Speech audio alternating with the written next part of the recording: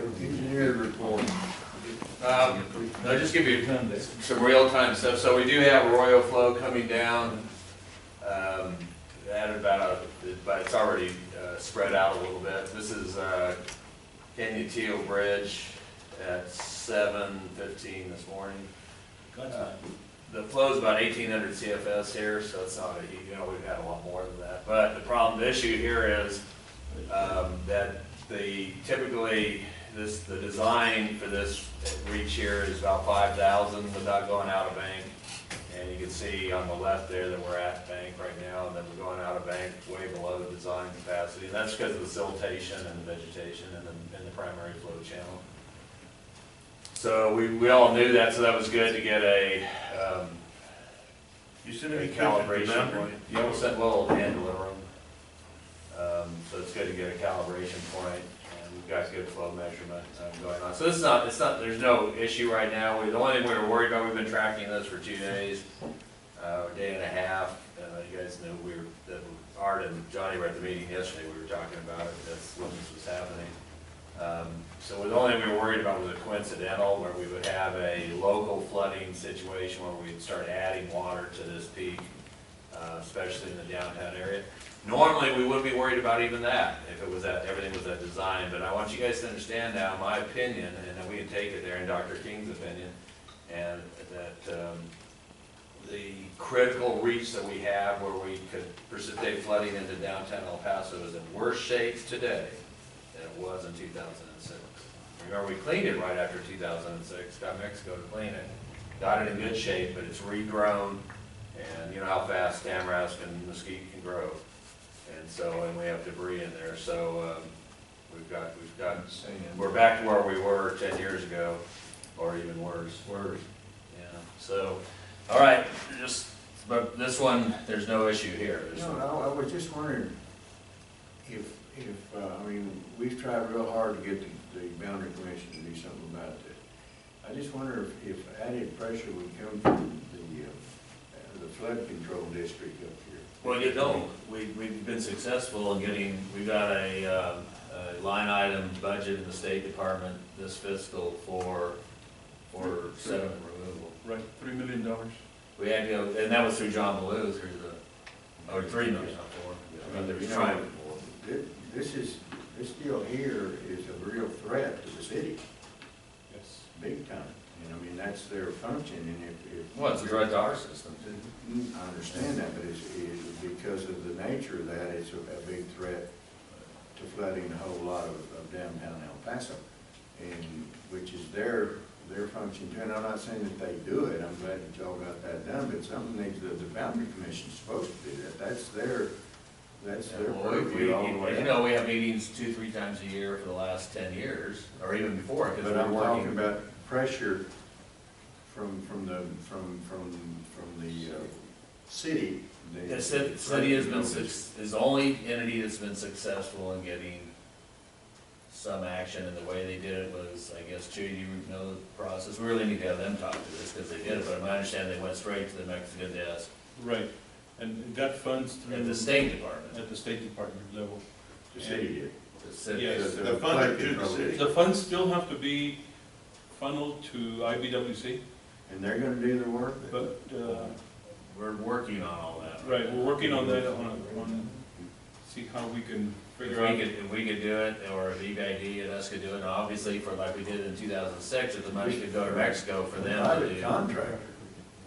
I mean, they get it done in a New York minute without it, you know what I'm saying? I mean. Well, the expense of if we hire, there's 2 to 3 times the expense running it through the federal government on it. So if we can go to local entities, we can do it for much cheaper. Just for the reason most of that money we did before in 2006 went to Mexico to clean our sections.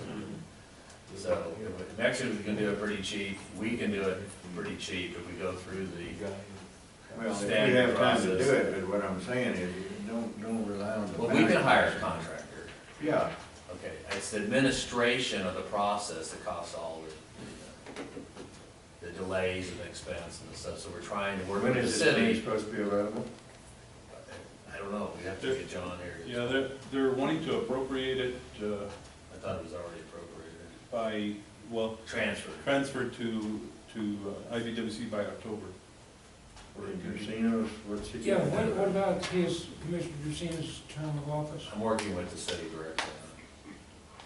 When does his term expire? Well, He doesn't have a term. he doesn't have a term, it could. 10 years, it's 10 years, pretty sure. Anyways, he's got a letter of resignation. They decide when he. I don't know who Hillary's going to appoint. Right. Right. That's pretty Moving right along, go ahead. What are you gonna say next? Anyways, remember, this is Canyon Q, and the reason there's a picture of Canyon Q, I'm not downtown at the critical spot, is that this wave hasn't reached downtown. It's reaching there right as we speak, or a little bit later today. It's not, what time, Robert, do you think it'll be there? Probably afternoon, right? Where? The flood wave is at Canyon Q this morning at about 7. It'll be there by. It's downtown already. Is it? Is it really? Yeah. Well, not the peak. Not the peak, but it started around. Yeah, it started, the rise it started, so the peak will be down there this afternoon sometime. We'll take pictures of it when it gets down there. Or at lunchtime, maybe at noon. Anyways, that's why we didn't have the pictures of that part for you, because it wasn't there yet, on setting it up. Of course, our big concern was if this would have arrived and then we would have had the storm that was predicted, then we would have been. Yeah, then, that's why we were on sort of a yellow, a medium alert level for the 911 group. So, because there was a coincidental storm that would have, but this is not gonna cause any damage, is what the whole here is. We may have some debris issues at settling base, but Robert's aware of that, they got crew mobilized, everybody's ready to handle it, doing it. We're on target on the Rio Grande, on the allocation. Right now, depending on demand, we're looking, and Robert can speak to this when his term comes up, but we have adequate water in our allocation to make it to the 29th September. We've got to be careful with it, but with this rain and the arroyo flows, that helps a lot, so I don't see an issue there.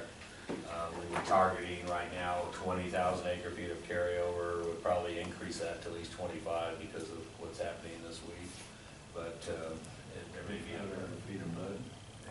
Well, it's, we used to complain all the time about the chocolate water and the problems that it caused for the farmers, but now that it has killed all the algae, I think they appreciate the darker water. So clear water has its disadvantages too. So on setting that up. With that, I'm not going to go, we spent some time yesterday on some Rio Grande project issues. I think that's all going to be in closed session. It would be appropriate today for that, not to go into any of those issues. I do have one other thing that we had hoped to have as a specific item for action on the agenda today, but for whatever reason it wasn't placed on it. So it's information only. You guys can't discuss it. Sorry. That was our fault for not getting it on the agenda. So you have it in front of you. It's the 5-year capital project you asked us to present to you this month. I think we told them we were presenting it at this meeting last month, right? It was my fault, sir. So well, now you have time to digest it since we just got it ready This is part of yesterday. your report, though. Excuse me? This is part of your report. Your report's on the agenda. Right, it is. But for information, there's no action to be taken on it. So Well, is there any action to be taken on it anyway? we hope someday. Any resolution to approve it, or we just do it? I mean. No, these will all, let me explain the process It'll go on through this. budget. Yeah, I was gonna say, yeah. if we do it, we approve it in budget. Well- This is the plan. Right. I would think this is a very preliminary, this is a first cut draft, so there's a lot of things on here that you guys may or may not want to do. And there's a lot of other things that we could put on here. So this is what we had a lot of meetings on this, and what this represents is a capital project, not capital equipment, capital projects for maintenance and repair items and for modernization for 5 years at a out-of-pocket expense, not a value expense, but at what we would incur besides salary and equipment capitalization we already invested in. It would incur about $2 million a year of additional spending than what we've typically been doing. The value of this is closer to 36 or about 37 million actually. So it's about 10 million in direct costs. That means increase in budget spread out over 5 years, 2 million a year. We try to get it as even as we could. And it's, the total value of the jobs, putting in our capital recovery for our equipment and for our employees and our overhead and our building, all the things like if you were a third party, what we would have to pay a contractor, we would pay them, is close to about 36 million. Because typically, half to 2/3, depending on the nature of the project, are salaries and excavator costs and things we already have in the budget in other places. So these would move, they're ranked by year right now. We've also discussed them by priority. And we would expect them to move through board action off of this list as it may be modified by you guys next time into the budget. That will take, and that the budget's coming up for next meeting, right? That's why we were trying to get this to you, and discuss this meeting, because the items off this. We need a special meeting to do this, it's very important. It's a big, I mean, I could spend, we've spent, a typical meeting on this is 4 hours for us, and we've had 5 of them. And that might not be a bad idea, that way Mary can also give you a prelim on budget. Let's try to do that then, because it's very important, and we want to make sure that we get it as close to right as we can, because all projections you don't know, but this is something we'd ask engineering to come up with, and Drew to come up with because we have the ability to do that, we feel like in our budget situation now. So what we have in addition to this cost, this is what's called a rough order of magnitude. So it's a very rough estimate of the cost, just based on us talking, Peter and I talking about it. There's been no formal cost estimates done. We wouldn't envision the need to do that, and if there was a need, it would be on a case-by-case basis of something that we weren't certain, and we'd do it at the time it was budgeted. So why spend the money on something, you know, Well, because whatever you came up with now wouldn't apply next year, next month, or whatever, you never know. And so we put a 20% contingency because we didn't know, you know, how reliable these were. But they're based on the similar projects we've done in the past, what we spent on doing it. We have I can give you copies of this. We can print them out. You can take it home at the end of the meeting. So this is a PowerPoint presentation on the projects. I'm sort of started in the middle of this one. Starts at 7A. Each project has a number and then a letter. So, for example, for project 7A, which is a year 1 project, is the finishing of the Riverside Canal lining at the Water Development Board, and then we have the satellite image of that, or the aerial photograph location of it, and the close-up of what the project is. So this gives, if you have any questions about where this project is, we'll give you these location maps. These are the estimates on doing it. We don't have a written description of every project at this time. We can develop that if you want that, if we were planning to give that to you as an oral presentation, so just that way we can adapt to specific questions.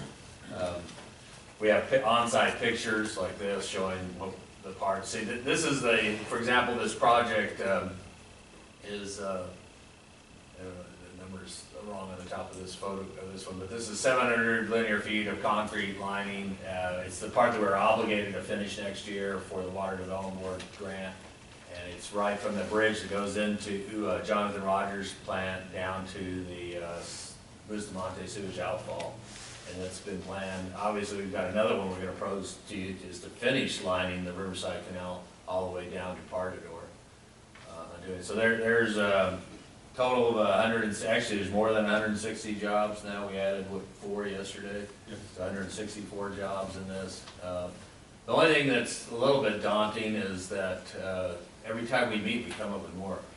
So I think this is pretty good. What do you think? There's probably still a few we've missed, right? Yeah. And there's going to be things that deteriorate that we think are stable, such as checks that we think we don't have a problem with today, and in 5 years we may have a problem. So it's not by any means a comprehensive of all the capital projects, but it does give us a target of what we need to do in the next 5 years.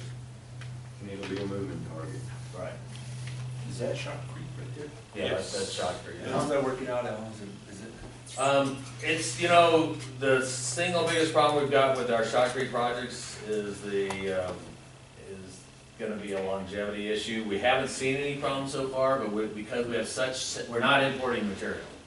So we're using to save money, which is a big issue. We're using the dirt that's there, the canal was built out of. As you guys know, some of our canals were built out of pure sand, so Pete's mixing the best he can from, you know, like in this particular case, we were able to haul some better stuff in because it was nearby, but if we got a place that's real far, so the bottom line is we're not getting the level of compaction, just, I think it's impossible to get what we would like to have behind that, so there's potential for cracking. Well, this stuff cracks no matter what. We actually score it every 10 feet to crack because it doesn't have any steel in it. The reason the fiber's in there so the pieces don't fall off, okay? So we haven't seen extensive cracking yet, but there's a potential, and again, remember this particular low-cost technique has a reinforced steel 6-inch mat, paving mat would be targeted for 75 to 100 years if it's done right. This is targeted for 20 years. We think we'll exceed 20. The first project we did, which is between Pardo and Wasteway 1, we haven't seen any deterioration. Right, we expected that. It's 5 years old. It's no cracks. The big deal is maintaining those banks on the outside. Yes. Right. Yeah, so it doesn't undermine, and we don't lose that. So we do have curbs on these, you can see the laydown curves. So we gotta maintain that. Also, in this particular reach, if it would ever happen again, during full allocation years, the groundwater is higher than the bottom of the canal. And so at that point, if we ever try to drain the canal, it'll break the concrete. And we have to make sure that we keep it, always keep water in it. So that's an operational issue. The engineering solution to that would have been French drains or toe drains or pores. The pores never really work right though, ports. And that was so expensive that. Where is the groundwater level? It seeps out of well, a lot of it comes out of the. With enough pressure to crack that thing. I mean, the canal. You can crack any concrete with water. If you have Coming from the side. Well, remember, barges are made out of concrete, right? Yeah. But most of the time, the canals are much higher than the surround. What? Most of the time, the canals are higher than the surrounding. Not at this location. At this particular location, the canal is actually, the bottom of the canal is lower than, was right. The surface, but. No, the very bottom of the canal is in the groundwater profile. Not today, during 1980, Right. when we So had you're full saying- allocations for many So you're years. saying the pressure's enough from the sides and bottom, it would crack the very bottom? Right at that It'll line? push it up like, oh yeah, we got pictures, we can show you some. 14 foot, is it that? Pretty deep. Wow. No, but I mean, we, for example, the College Arroyo saturated the settling basin, which popped all the panels there. The American Canal got saturated in 2006 from the Asarco waste thing, and it popped all those panels. It just pops them like they're just pieces of paper. I can show you other major canals that I worked on that through not managing adjacent groundwater, one thing that's real common that happens in some situations, you can imagine this, we've got situations, you have a lined canal that leaks. And, because it's cracked already a little bit. And over the years, the groundwater, and you run this canal at full for days and weeks and months and years, and then all of a sudden, for a maintenance reason, you decide to drop the water real fast, like in the course of a few hours. Well, the water that's accumulated around the canal from the leakage doesn't have time to equalize, and so it creates a hydrostatic pressure against the canal that will pop the panel. So I've seen that happen, so you have to be careful. And on doing it, I've seen millions of dollars of damage done in a few hours on the canal that I worked out in Now, some of California. this we actually pre-lined too, didn't we? It's actually, I've made quite a bit of money off of people not understanding Not this understanding process. I But, thought the weight would be enough. no, well, the water's 62.4 pounds. Until you mentioned Per about foot. barges, and now it makes sense. Yeah, so you can lift a barge and as high as the water wants to lift it. But, so, you know, you can see that basically is a barge. It's got enough open area there that if the water built up 3 or 4 feet, it would start. It can handle, reinforced concrete probably can handle several feet of pressure, but on this stuff, I don't think it'll handle 6 inches. Do you, Pete? There's nothing in it to make it resist moving. So it's gonna move. You got a couple other engineers out here, I guess they think same thing. A lot of swimming pool owners out here in the valley Same thing. realize that when they drain their pool and then the pool's above surface. Is that the way you get rid of your pool? I'm gonna try That's that. it. Just drain it real fast. That's a quick Try way. that with mine, maybe I'll get That's rid a of quick it. way to get rid of it. Yeah, so we have a standard operating procedure. If that situation, we should be so lucky that that should ever return. Remember, that takes years for that to happen. That's a long way off from the road. Right, at this point, At this point. we just like the drain next to it to start flowing. So, yeah, the water's about, what, 10 feet below them right now. Wow. Yeah. Not that deep, but 19 feet, no? The wells, 19, I think, we Yeah. found there. Oh, really? Yeah. Well, so the water's only 5 feet below them. So we'll do all that, next time, and unless the rest of it I'll discuss with you in closed. All right.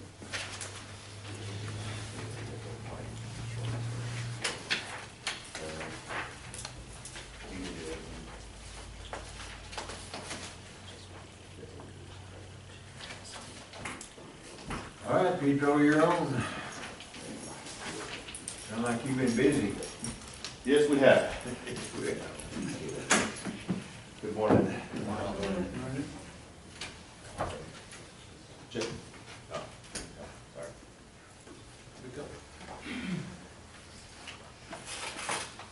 Yeah, it was a hell of a mess up there. I've done the circuit, which you know, like she said, it was with the cooperation that we got and even the residents there.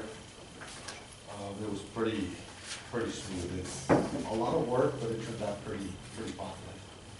You know, we finished up yesterday with all the cleaning and the removing of the dirt from the yards. So we just got to do a little bit more work on the bank behind the properties to raise it about another 6 inches or so. And we should be out of there, but it was pretty positive, I mean, the outcome.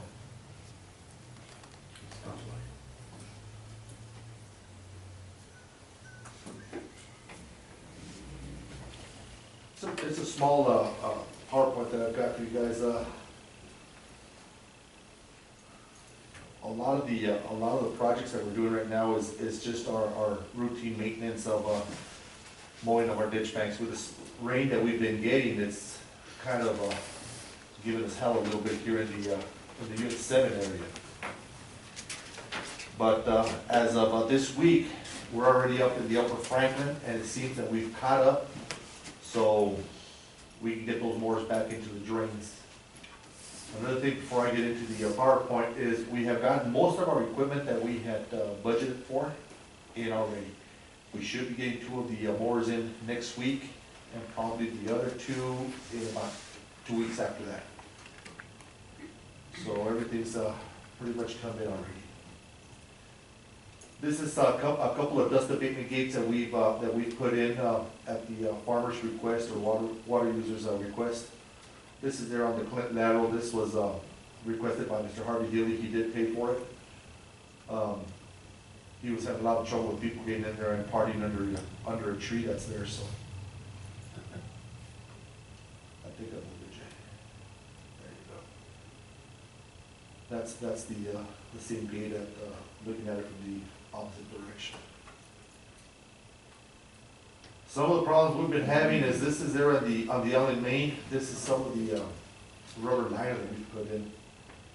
We get a little bit of water under there, and all of a sudden we've got this bubble where water's trying to get under the rubber liner instead of over the top. So we had to literally go in there and cut that piece out to try to get water to go over the top and to save the remainder of the liner. This is one of the projects that's there on the 5-year plan to replace this liner with maybe some shotcrete. And of course, the trees falling on ditch banks, that never ends. We've had a couple. In fact, I've got a crew right now up in the Upper Valley working on a couple of trees that fell this past weekend. And doing some digging on some of our canals. We've got one of Robert's guys that he's been able to spare, and that's all he's been doing. As soon as we take water out of these small canals, he goes in there and digs them out and kind of brings the ditch banks a little higher and look for gopher hole and so on and so forth. This is there on the Hornell. Another problem is erosion. You can see it right down the left bank. This is the Riverside Canal. We've had a couple on the Riverside that we've had already, and I'll show you a couple here. That's on the Franklin. Riverside Franklin. So what I'm doing is I'm bringing some base material that was given to us while they were demolishing the border highway. So this is some real good material, and we mixed it with a little bit of riprap, and we're bringing it in. It seems to be working pretty good. There's some big boxes back there you might throw in there. Go pick them up. We stay away from Honey, bees. make it stick together. Yeah, We try to stay away from bees.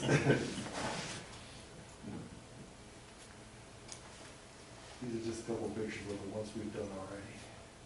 Again, this is on the Franklin, right up the street from the Guadilla.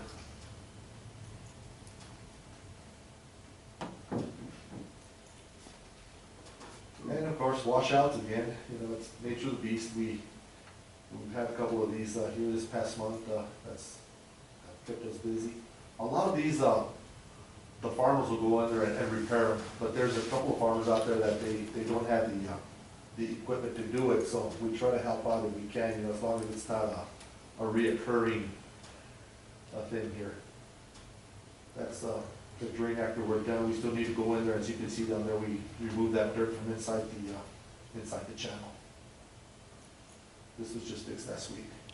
This one here is up there in the upper valley by just downstream from Markcraft. And this one here, just the people didn't have the means to fix it, so. And they, as you can see, they use it to get in and out to other homes. Private, is that a private road? Yes, it is. That's a private road. But you see our drain bank right there on the side? Yeah. Yeah, these are properties that have been landlocked. Yeah. They actually have to get to the top of the Wasteway 35 and then get on our drain bank to get back to their houses. And that's the finished product after we're done there. As you all remember, this is some of the cleanup that we did during the winter months. We hadn't gotten back to complete the removal of the sand. So we're back at it.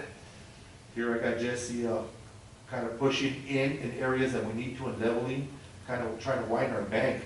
And you'll see here in the next couple of pictures on the improvement of that right bank, to where now we can get our mowers in there and do maintenance on these canals, or on this riverside, actually by that border fence. And again, rains ain't helping any, so.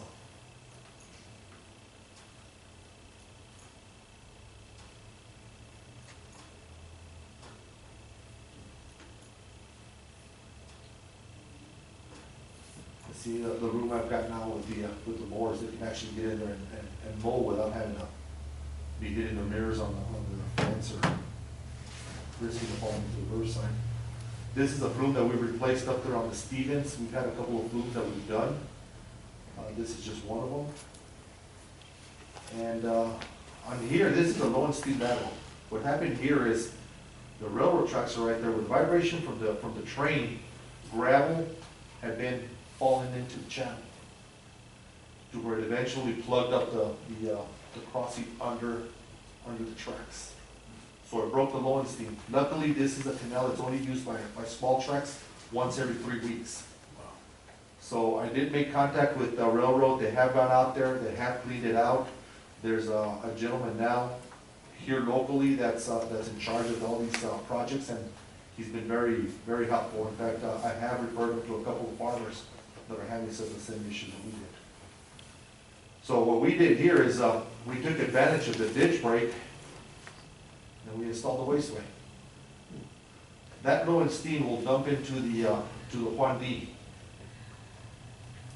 This will be a lot easier because once every 3 weeks that they use the Lowenstein, all they have to use that wasteway, and we never have to worry about this ever happening again. Robert had been after me for a wasteway there for some time now, so you can thank the railroad for it. And we installed a small little 12-inch turnout. This here is the green, right behind, right back here, right behind the City of Clint facility. We couldn't get in there to maintain that right bank. It was very narrow. Somebody had got in there and dumped a whole bunch of rock on there. So we went in there, removed all the rock, and started hauling some dirt in there, and, now we can get in there and maintain that ditch bank also. We also raised the bank. A couple of turnouts have been replaced. This was on the Hornell. There's the finish turnout. This was also relocated, by the way. It was actually going straight into a house that had no water rights. So what we did is we moved it out of that home. Yeah, it's crazy. But, yeah. So it no longer goes, it goes straight into the community ditch to where it doesn't jeopardize that guy. I believe he was having trouble with some leaking boxes and stuff. So our wells that have been drilled, there's 2 wells that are already in and operational from the 5 that we've chosen to replace. I just spoke to Joey this morning, and he'll be lifting the 3rd one on Monday. And being that they're all drilled already, we should start hitting them pretty hard. And so we should have the remainder 3 up and going hopefully before the October. And here's a little birdie starting to kind of develop the well. This road here is on the Franklin and Drain at Wood Road, and I went out there and shut off actually closed it up yesterday with the help of PSB. We'll be starting on this project on Monday. That culvert needs to be replaced. And you'll see the erosion on the sides of the road. And then underneath, you see that big cave under the road. So I found it to be a safety issue, and chose to just close the road down before somebody gets hurt there. That's the downstream side. But that's all I have, gentlemen. We've been working on turnouts, rebuilding banks, digging canals, just trying to keep our delivery system to where you could get Robert Avenue. Yes, sir. That's what you do. Any questions? Thanks, Pete. Keep up the good work. Thank you. Thank you. All right, Mr. Robert.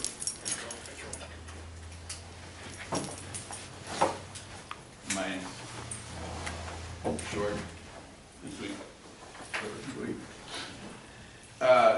The acreage compared to last year at this time, we were right at about 108,000. This year, we're at 170,000. So we've irrigated a lot more acres this year than last year, and that don't include the swamp tracks. But they're going pretty good. The only problem we've been having here this month is the rains, and it's been affecting the irrigation quite a lot, especially here in August.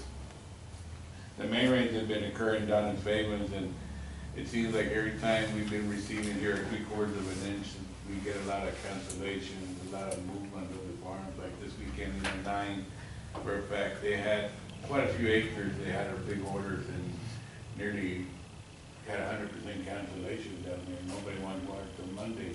I just tell the farmers that I've been contacting most of them to be careful, because we went from 2,500 acres, like a 9A, and now for next week they're at 5,000 acres for next Monday. So it's gonna be very interesting after a rain. So 9A the same way. And then what happens here is they want the water, but they don't want the water, so you don't know whether to bring it down or not.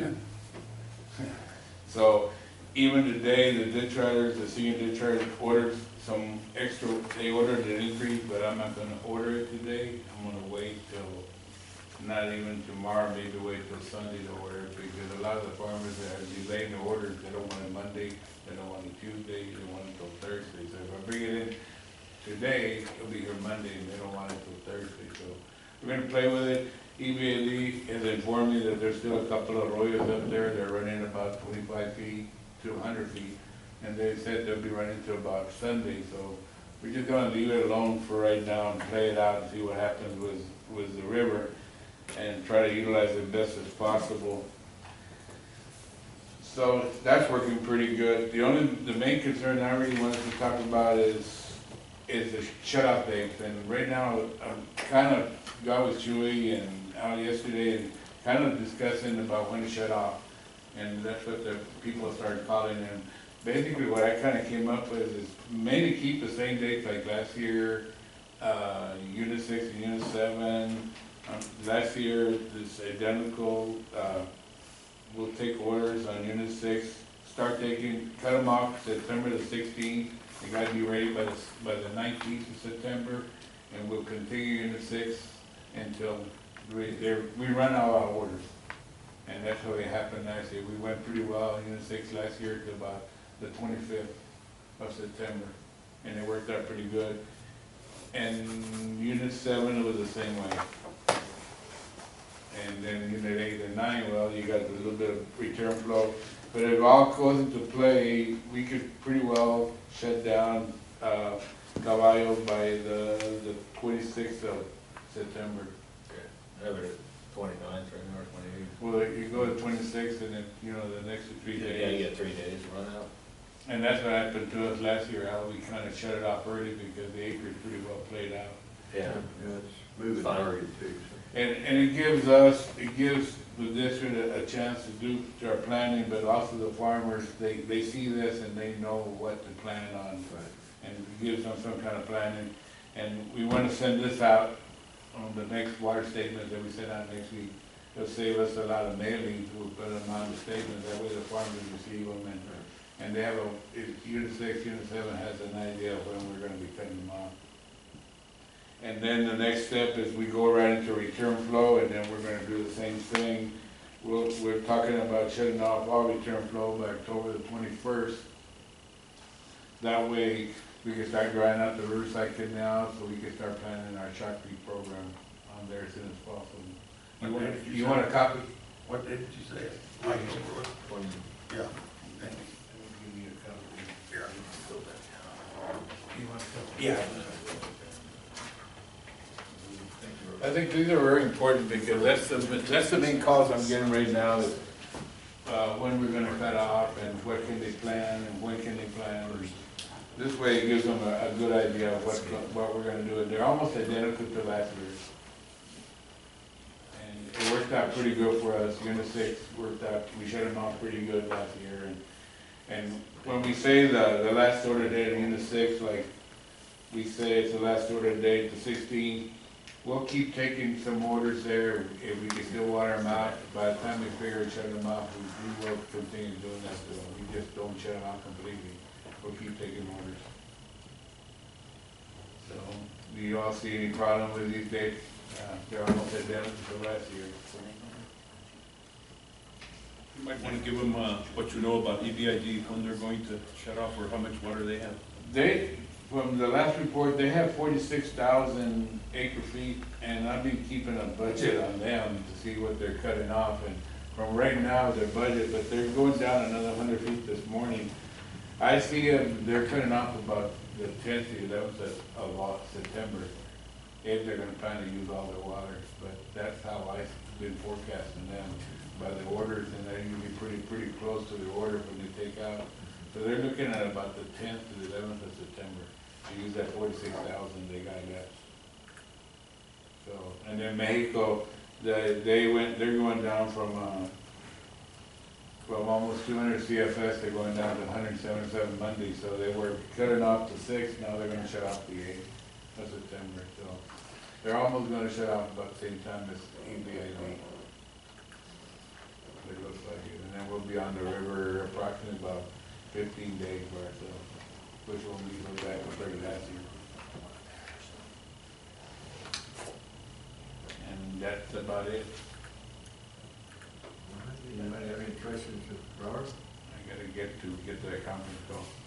Keep up the good work. Thank you, Robert. Well, sometimes it's good, guys, but when you have a little break, it just breaks your back. You're right about my area, because what's gonna happen is, I can see it, everybody's gonna be yelling at the same time, because all of a sudden everything gets out. Yeah, I yesterday, I got him on the phone and I made a lot of calls to the farmers. I didn't call you because, Well, you had Victor or something. yeah, the discharge said that you were gonna pick up I Saturday, was trying to Sunday. figure it out, and I went around today and, yeah, we moved mine back 3 days.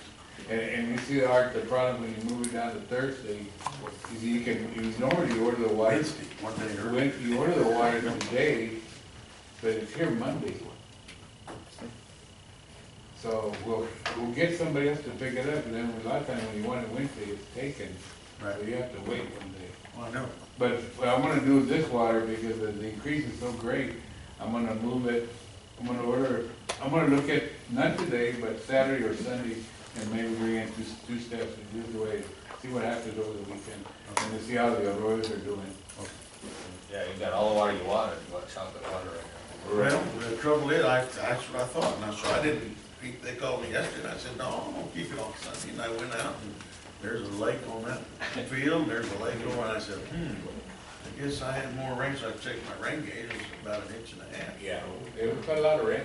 Yeah, and normally this time of year, look at the country, that's probably about 4, 5, 6, about 6 days or a week, so, yeah. I could probably put it off. So you know, 6.8 pH, so it's good water.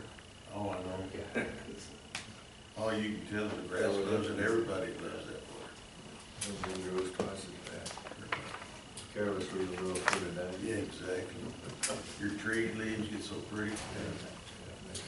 Hey, for school, man.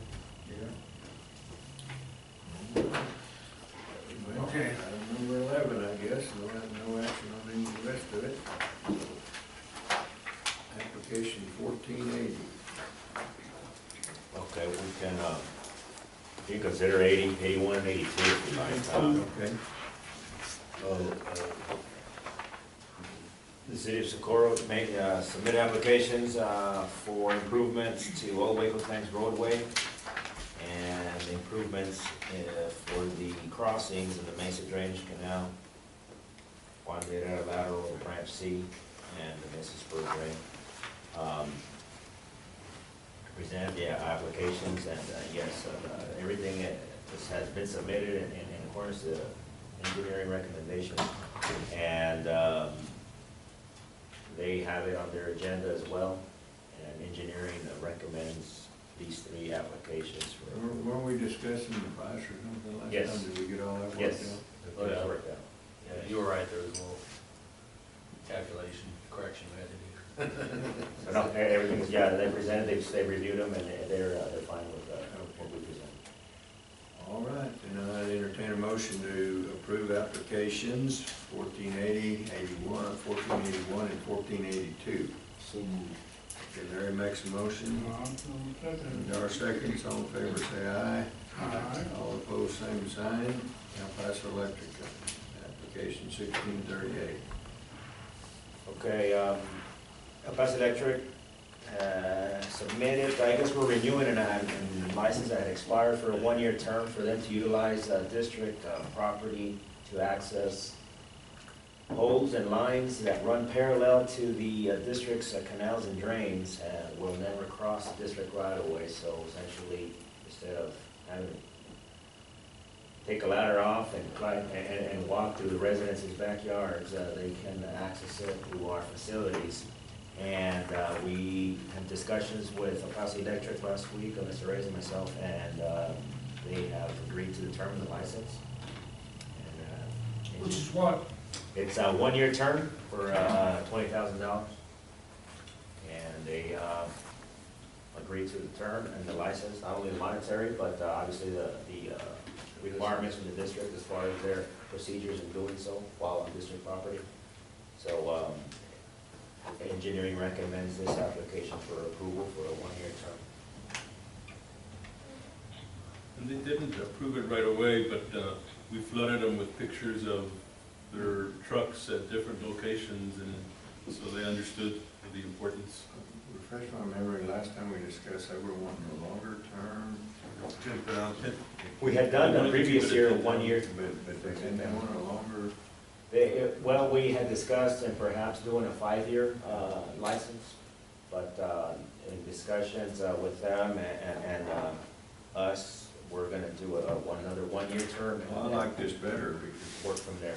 Yeah, because. Yeah, and we're keeping track, Jay and his men are keeping track of, and pictures of all that, so we can keep a folder, so, because those pictures really helped a lot with our, Yeah, let me tell you what, that's dirt cheap for what they do. yes. Right, it's convenience. What they charge to do things. Right. For one of them employees to go from the front yard to the back is a lot of money. They're not having to do that. I mean, it's a So if huge. he's carrying a ladder, he has two other guys with him, a supervisor and somebody to make sure he's okay. In the time they're doing that job with this, they can do 4 or 5 jobs, you know, so Yeah, that's what I say, that's a tremendous. it, I just say that on camera. they understand. They've been using it for 100, they've been doing that for 100 years. No, it's worked out well, and also, we had this, talked to a lot of the superintendents, myself and their staff, and educating them on, you know, the outriggers and, you know, procedures to put those wooden blocks and, so they don't dig into canal banks and jeopardize the integrity of the canal, so. You know, partly because of our depositions this week, I want to remind everybody that the function of the district is strictly and solely irrigation. You're not here to help any utilities for any reason. I agree. 100%. So engineering recommends application 1638 for approval. Do I hear a motion to approve it? Doris makes a motion. Larry seconds, all in favor say aye. Aye. Opposed, same sign, motion carries, okay. Agreement on non-irrigable land, application 1868. Okay, this is an application on behalf of Cameron and April Cazot. They, this is a lot